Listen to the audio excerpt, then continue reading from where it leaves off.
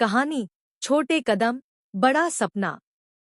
एक छोटे से गांव में एक लड़का रहता था। नाम था मनोज। उसके पिता एक किसान थे और मां गृहिणी।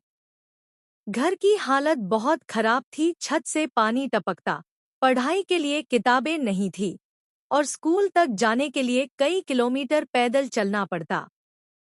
पर मनोज में एक खास बात थी। उसकी आंखों में एक सपना था और दिल में एक जिद थी। मैं बड़ा आदमी बनूंगा, पढ़ लिख कर कुछ ऐसा करूंगा जिससे मेरा गांव और देश मुझ पर गर्व करे।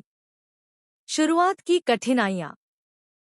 जब बाकी बच्चे खेलते थे, मनोज खेतों में काम करता और फिर रात में दिए की रोशनी में पढ़ाई करता। किताबें पुराने अखबार से बनती थी, पेन टूटी हुई थी, लेकिन उसका हौसला नहीं टूटा। एक बार गांव में एक प्रतियोगिता हुई। गांव का सबसे होशियार बच्चा मनोज ने उसमें भाग लिया।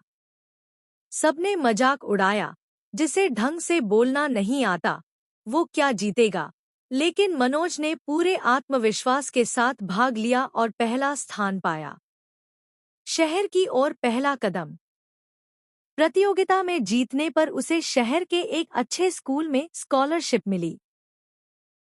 शहर आकर मनोज को बहुत फर्क महसूस हुआ। स्मार्ट कपड़े, स्मार्ट बच्चे, इंग्लिश बोलना, टेक्नोलॉजी। लेकिन उसने हार नहीं मानी।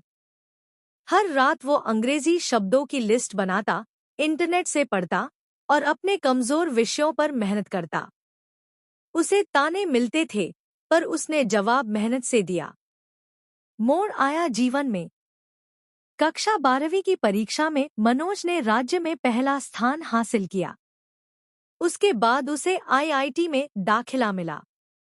वहां भी उसने मेहनत जारी रखी और एआई, आर्टिफिशियल इंटेलिजेंस, में रिसर्च की।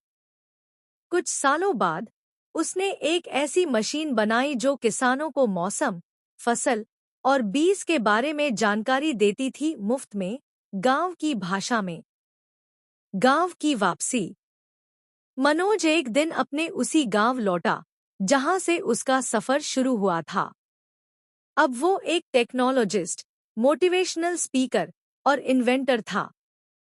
उसने गांव के बच्चों को पढ़ाना शुरू किया, एक मुफ्त डिजिटल स्कूल खोला और बताया, अगर सपना सच्चा हो और मेहनत ईमानदारी से की जाए तो कोई भी हालात तुम्हें रोक नहीं सकते।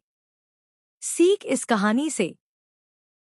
गरीबी, मुश्किलें और ताने ये सब रुकावटें हैं, पर मंजिल तक पहुंचने का रास्ता मेहनत से बनता है।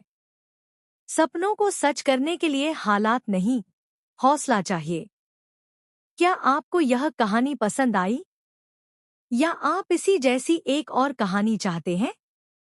तो चैनल को सब्सक्राइब करें